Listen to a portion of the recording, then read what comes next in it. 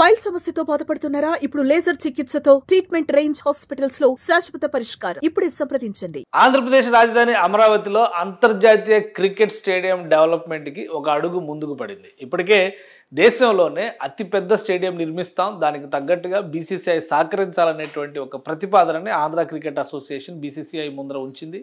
ఆ క్రమంలోనే దుబాయ్లో జరిగినటువంటి, షార్జాలో జరిగినటువంటి క్రికెట్ టోర్నమెంట్, ముఖ్యంగా ఛాంపియన్స్ ట్రోఫీ మ్యాచ్లను పరిశీలించేందుకు ఆంధ్రప్రదేశ్ నుంచి ప్రత్యేకమైనటువంటి బృందాలు కూడా అక్కడికి వెళ్ళి మంత్రి నారా లోకేష్ కూడా ఈ పర్యటన చేశారు.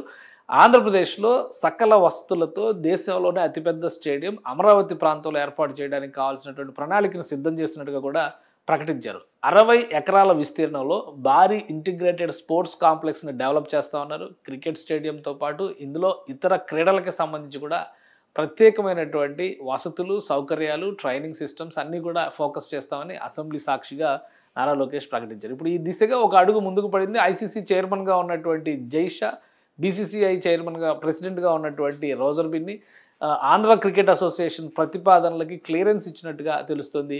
ఆ క్రమంలోనే ఆంధ్రప్రదేశ్లో క్రికెట్ అభివృద్ధి కోసం 2 చోట్ల అకాడమీలను ఏర్పాటు చేయాలని చెప్పని డిసైడ్ చేశారు.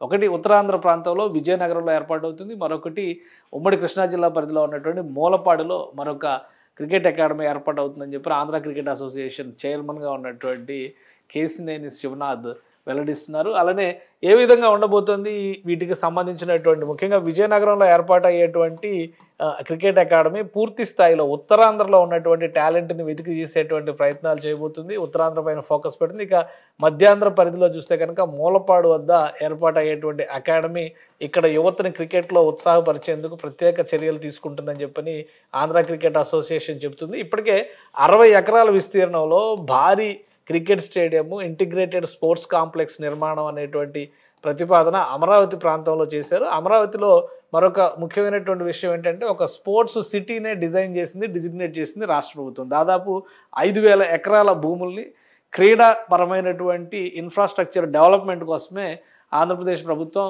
మాస్టర్ ప్లాన్లో గతంలో పొందుపరిచింది.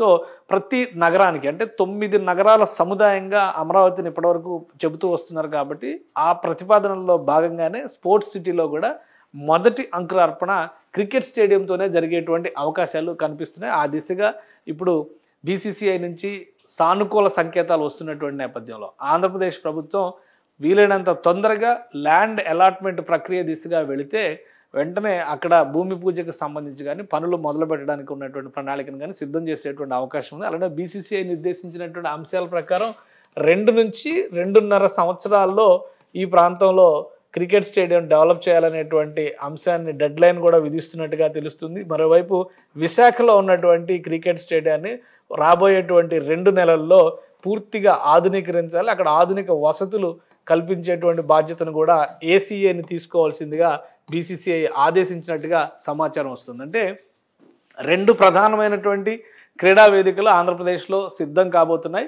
2.5 ఏళ్ల తర్వాత అమరావతిలో భారీ స్టేడియం అందుబాటులోకి వస్తుంది. 2.5 నెలల్లో ఆంధ్ర క్రికెట్ అసోసియేషన్ ఆధ్వర్యంలో వైజాగ్ క్రికెట్ స్టేడియం మరింత ఆధునికీకరించేటువంటి అవకాశాలు కనిపిస్తున్నాయి.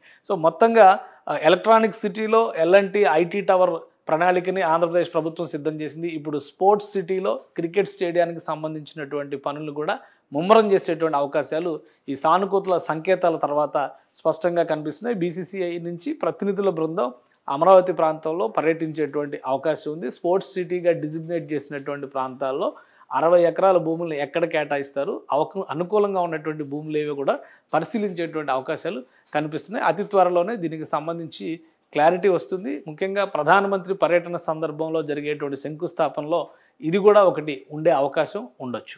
సుమన్ టీవీలో మీ పర్సనల్ అండ్ బిజినెస్ ప్రమోషన్స్ కోసం కింది నెంబర్కి కాంటాక్ట్ చేయండి.